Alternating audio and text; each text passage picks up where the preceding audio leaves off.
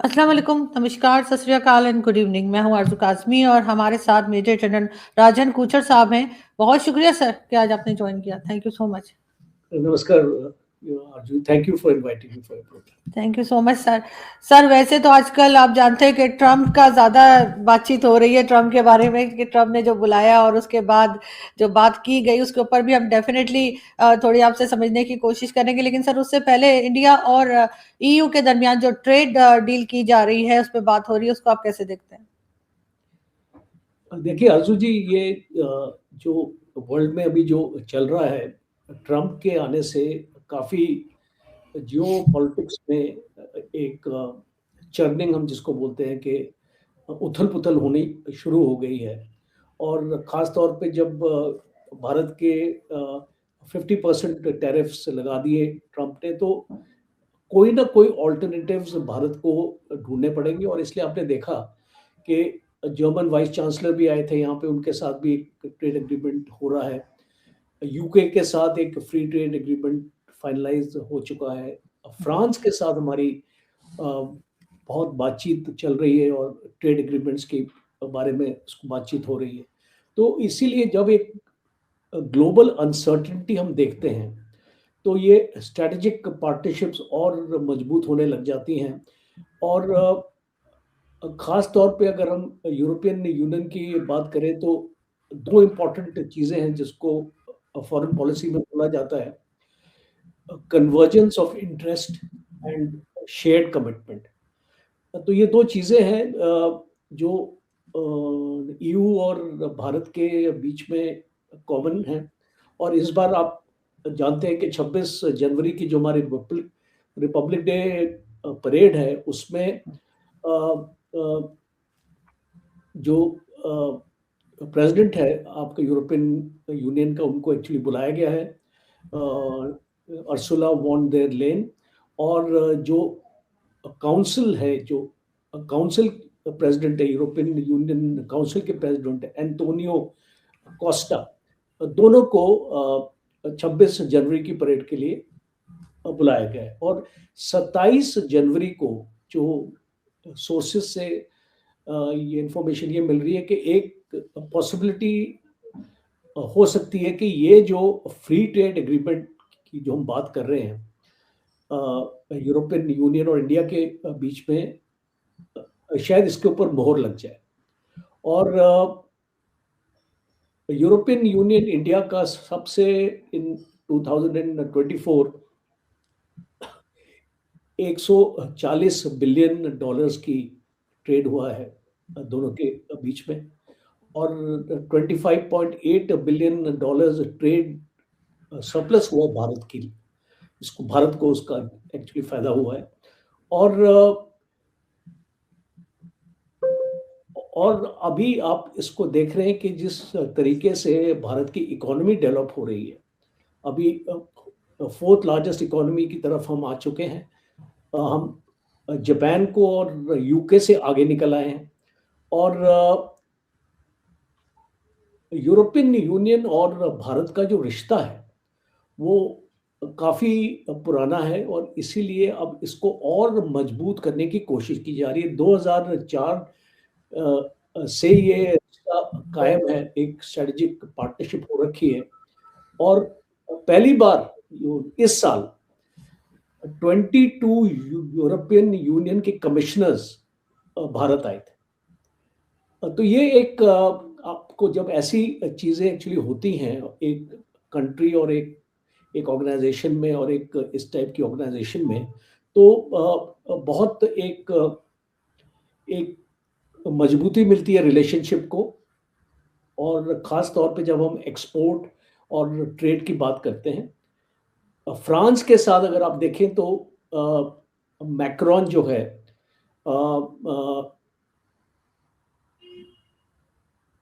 भारत आने वाला है अभी कुछ महीनों में, उसकी एक्चुअली विजिट होने वाली है।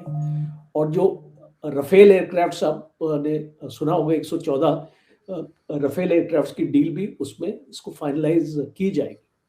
और जो हमारे एनएसए हैं और जो डिप्लोमेटिक एडवाइजर हैं फ्रांस के, दोनों के बीच में हाल ही में मुलाकात हुई है फ्रांस में।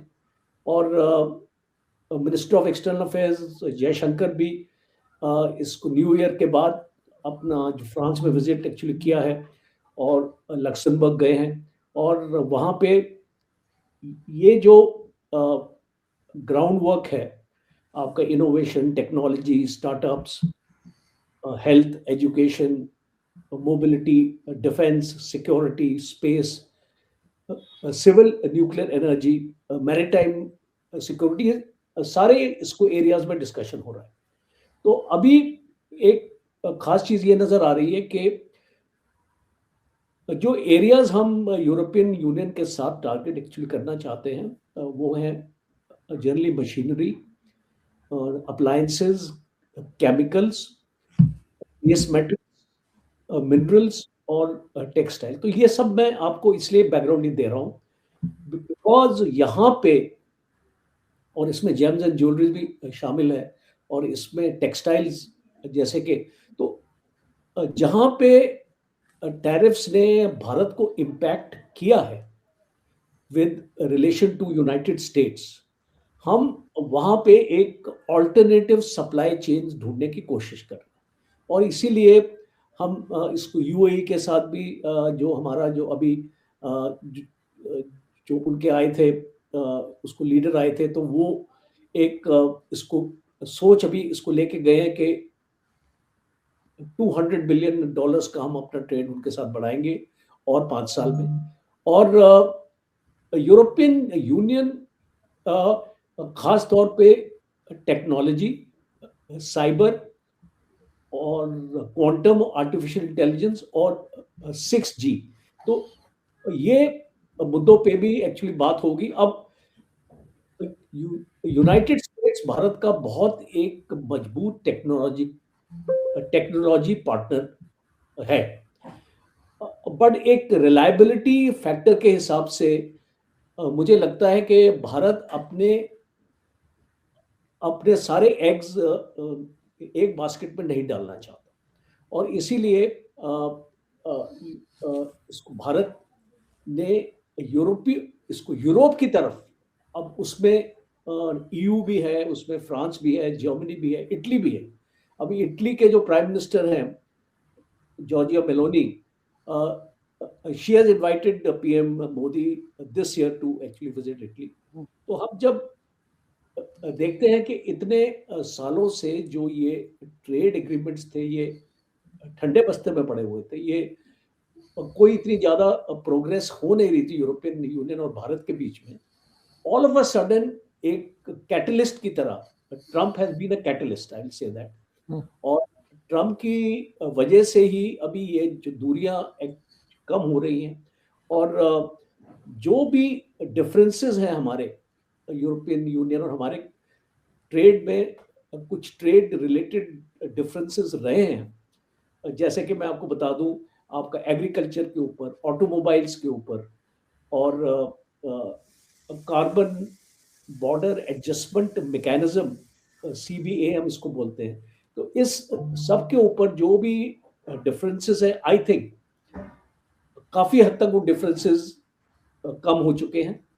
और जब ये मीटिंग होगी 27 जनवरी को, we are all looking forward to this meeting on 27 January. तो मुझे उम्मीद है कि इसमें हम एक डेफिनेट एक मोहर लगेगी और एक स्टैंप लगेगा आगे के इसको रिश्तों को और मजबूत करने के। लेकिन सर कई बार आपने ये भी देखा कि भारत की इकोनॉमी की बात की जाती है तो डोनाल्ड ट्रम्प ने भी कहा कि जी ये फेक तरीके से उनका मतलब था कि फेक इकोनॉमी, उन्होंने इस किस्म की बात भी की जिसको भारत में अपोजिशन जो है उसने भी काफी उछाला उस बात को। तो ये फेक वाली बात कहाँ तक सही है आपको लगता है कि एक तरीके से, क्योंकि एक जमाने में जब जनरल परवेज मुशर्रफ की गवर्नमेंट थी या उनकी डिक्टेटरशिप चल रही थी तो पाकिस्तान में बहुत अरसे बताया जाता है कि डॉलर जो है उसको फेक तरीके से रोका गया था, वो एक ही उसका जो रेट था वो बढ़ने नहीं दिया, जैसे ही वो हटे तो फौरन ही जो है उसका रेट जो है वो कहीं से कहीं चला गया। तो क्या ऐसी भी कोई बात है या सिर्फ जो है वो ट्रम्प क्योंकि नाराज चल रहे हैं भारत से इसलिए ऐसा स्टेटमेंट आया? देखिए, इकोनॉमी का जो एक मेजर है, एक यू यू नो एक तो आपका जीडीपी के हिसाब से इकोनॉमी आपकी मेजर होती है, एक आपकी होती है in in terms of purchasing power. Uh, इस इसको पीपीपी, पेमेंट परचेजिंग पैरिटी हम जिसको बोलते हैं। तो जितना मैं जानता हूँ इकोनॉमिक्स का, because I am not expert in economics, but मैं इतना आपको बता सकता हूँ कि जो भी देश है, अगर उसकी एक ग्रोथ रेट को अगर आँका जाता है या उसका एक इकोनॉमी के साइज़ को आँका जाता है, वो कुछ स्टैट्यूटरी बॉडीज़ हैं आज, जैसे कि आईएमएफ और आपका वर्ल्ड बैंक, वहाँ से ये आपकी फिगर्स आती हैं। तो भारत अपने आप की नहीं निकाल रहा है ये फिगर्स। अगर ट्रम्प को ऐसा लगता है ना कि ये फेक है, तो I think he should go back to basics and because जो फिगर्स बाकी कंट्रीज़ की भी निकल रही है, उसमें यूएसए भी शामिल है। वो सारी आईएमएफ और वर्ल्ड बैंक की तरफ से आती है फिगर्स।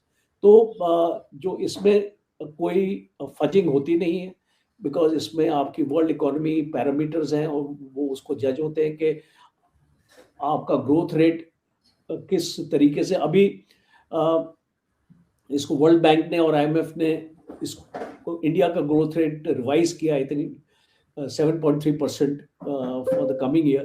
तो इस टाइप की फिगर्स, ये जो न्यूट्रल बॉडीज होती हैं, because these bodies are these are multilateral organizations which are not part of any one country, ये पूरे वर्ल्ड की इकोनॉमी को, उसके पैरामीटर्स को इसको मेजर करती हैं।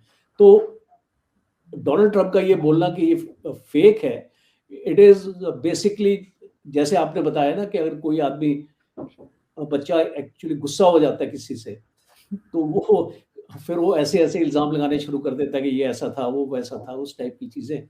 तो I think it is more in that context, I can say. लेकिन सर अभी जो ट्रम्प ने कई कंट्रीज को बुलाया है गजा के ऊपर जो बातचीत करने के लिए, आपको लग रहा है वो कहीं से सक्सेसफुल हो पाएगी या बस ये मीटिंग्स होंगी और उसके बाद खत्म? इसलिए कि जो कंट्रीज वहां पहुंची हैं इंक्लूडिंग पाकिस्तान, वो वही कंट्रीज हैं जो ट्रम्प को खुश करने की कोशिश में हैं, या ट्रम्प जिनके ऊपर कंट्रोल ट्रम्प का है? देखिए, अगर आप एक एक इसका एनालिसिस अपना करें इन 20-22 कंट्रीज का, जो अभी साथ आ चुकी हैं इसके पीस बोर्ड पर, तो कोई भी इसमें से वर्ल्ड का एक स्ट्रॉन्ग ना तो मिलिट्री पावर है और ना तो इकोनॉमिक पावर है। कोई भी G7 कंट्रीज शामिल नहीं हुई एक्सेप्ट द यूएसए। कोई भी आपके सिक्योरिटी काउंसिल के जो मेंबर्स हैं, परमानेंट आपके जो मेंबर्स हैं, 5 मेंबर्स हैं, उसमें से ओनली यूएसए इज देयर और बाकी 4 मेंबर्स ने ज्वाइन नहीं किया। तो जब आप इस टाइप की एक क्रेडिबिलिटी आपको नजर नहीं आ रही है, देखिए, आपके एक पीस प्लान को इम्प्लीमेंट करने के लिए you need two things, muscle power and you need economic power. और अगर आपको ये इस ग्रुप में नहीं मिल रहा है, जो मुझे लगता है, तो ये पीस प्लान कहीं नहीं जा रहा। दूसरा, आपको याद होगा आपके प्रोग्राम में एक बार हमने डिस्कस किया था, पीस प्लान जो 2 स्टेक होल्डर्स हैं जो आपस में झगड़ा कर रहे थे, आप उनकी पीस करा रहे हैं ना। तो ये इसमें पैलेस्टीनियंस की रिप्रेजेंटेशन कहाँ है, मुझे बताइए। बिकॉज आपने इजराइल को तो उसको शामिल कर लिया और ये जितने भी गल्फ कंट्रीज हैं, बिकॉज ये अमेरिका तो इनको एक सिक्योरिटी अम्ब्रेला देता है, तो वो तो बाहर एक्चुअली जा ही नहीं सकते उस अम्ब्रेला से। तो मुझे बताइए कि पैलेस्टीनियंस को कौन रिप्रेजेंट कर रहा है इस पीस प्लान? और जो हमास एक एक्चुअली पैलेस्टीनियंस का ही ग्रुप है जो लड़ रहा था उनके लिए, उनके राइट्स के लिए और उनके वजूद के लिए, उसका तो कहीं पर नामो निशान नहीं है। और दूसरा इंपॉर्टेंट है कि आपका peace plan is not limited to reconstruction of Gaza. Peace plan में सबसे इंपॉर्टेंट है कि disarming of Hamas and roll back of IDF.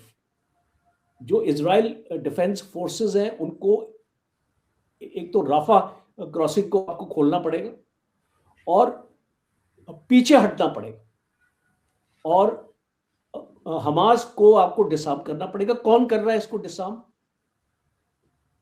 Any mention of the international stabilising force जो आपने नियुक्त करी है, how many people have joined?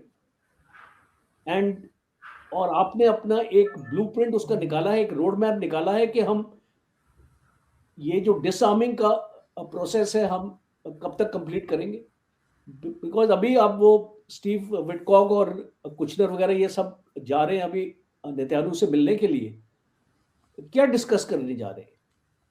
Because Trump wants कि भाई यहाँ पे रियल एस्टेट या रिकंस्ट्रक्शन जल्दी से जल्दी शुरू हो, सो दैट वो अपनी कंपनियों को यहाँ पे कॉन्ट्रैक्ट दे सके, और जो भी ऑयल और गैस है इस मेडिटेरेनियन सी में जो अनटैप्ड है वो उनको मिले, और ऊपर से उनको एक रिवेरा टाइप इसको बनाए, इसको रिजॉर्ट बनाए। उसमें कोई भी इसको मेंशन कर रहा है कि आपने पैलेस्टीनियंस के रहने के लिए आपने क्या अरेंजमेंट किया है, आपने उनके स्कूल जो आपके नष्ट हो गए हैं, हॉस्पिटल उनके जो खत्म हो चुके हैं, और जो आपका वाटर सप्लाई सिस्टम जो आपका तहस नहस हो चुका है, उसके बारे में कोई बातचीत हो रही है? और कौन ये करेगा, कौन इसको इम्प्लीमेंट करेगा? और ये जो 20 कंट्रीज को आपने बिठा दिया है, तो इनकी क्या ओपिनियन इसको ली जाएगी? क्या इनसे पूछा जाएगा कि कैसे करना है? तो ये एक और एक मैं आपको आपकी नजर एक इसको बहुत इंपॉर्टेंट चीज पे लेके आता हूं। ट्रम्प ने आई थिंक कल ही बोला है that this Gaza peace plan is for, it is only the beginning. ये गजा के लिए नहीं है,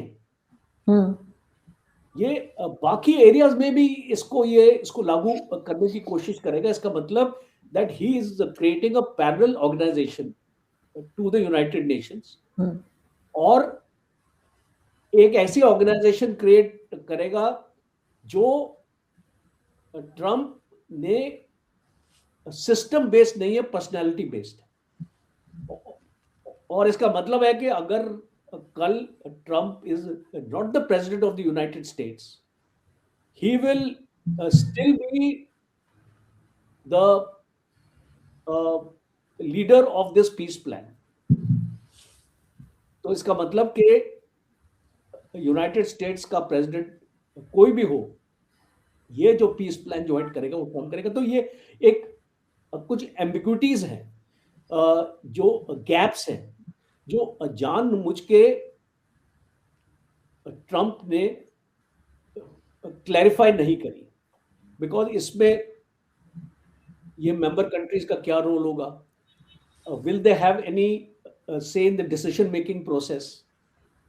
और अगर कल कोई ट्रम्प डिसाइड करता है कोई भी चीज करने के लिए, अगर उसमें से 3 कंट्रीज उससे एग्री नहीं करेंगे, तो उसका क्या लिया जाएगा, उसका जो डिसीजन क्या लिया जाएगा? Will it be by consensus और बाय 2/3 मेजॉरिटी जैसे बोला जा रहा है? तो जब इस तरीके की चीजें आपको आएंगी, 2 स्टेट सोल्यूशन के बारे में कोई बात ही नहीं कर रहा है। बिकॉज अगर आपको लास्टिंग पीस यहाँ पे चाहिए, देखिए अभी तो आपने हमास को जितना भी खत्म अपना कर दिया, आप गजा में वो अपना बना लेंगे, उसके बाद क्या ये प्रॉब्लम को आपने एड्रेस किया है? और जो अभी वेस्ट बैंक में हो रहा है, जहां पे इजरायलीज अपनी सेटलमेंट्स कर रहे हैं, और वो अपना एक एरिया ऑफ रिस्पॉन्सिबिलिटी बढ़ा रहे हैं वहां पे, और अपनी पॉपुलेशन को बसा रहे हैं वहां पे, तो ये तो साफ इंडिकेशन है that Israelis do not want to leave West Bank at all. अगर वो उसको वेस्ट बैंक में अपनी डेमोग्राफी चेंज करना चाह रहे हैं, देन एक टाइम पे आएगा दैट वहां पे पैलेस्टीनियन तो माइनॉरिटी पे हो जाएंगे, they will have to leave West Bank also. तो मैं थोड़ा इसको एक दूर की इसको विजन से देख रहा हूँ। I am not looking from a perspective of the next बिल्कुल। 5 I am looking at this from a perspective of the next 20 years. और इसका 20 ईयर्स के पर्सपेक्टिव में आई थिंक पैलेस्टीनियंस के साथ बहुत बुरा हुआ। और ये जो आपका पीस प्लान है, I think it's a damage to the जो उनका वजूद है ना पैलेस्टीनियंस का, उनके अगेंस्ट। बिल्कुल ऐसे ही है, क्योंकि सर हमेशा से अमेरिका ने सिर्फ अपनी ही सोची है, अपने ही लिए किया है, और उसके बाद वो बीच में से उठकर चला भी गया। चाहे हम अफगानिस्तान को ही देख लें, जो हाल अफगानिस्तान का हुआ है, तो उसमें सबसे ज्यादा जो रोल रहा डैमेज करने का, वो डेफिनेटली अमेरिका का ही रहा है। Thank you so much sir कि आपने आज ज्वाइन किया, एंड आई होप कि हम जल्दी फिर मिलेंगे। जैसे जैसे टॉपिक्स आएंगे तो मैं आपको दोबारा रिक्वेस्ट करूंगी, एंड आई होप कि आप ज्वाइन करेंगे। Thank you sir, thank you, thank always a you, pleasure. Thank you, thank you. Thank you.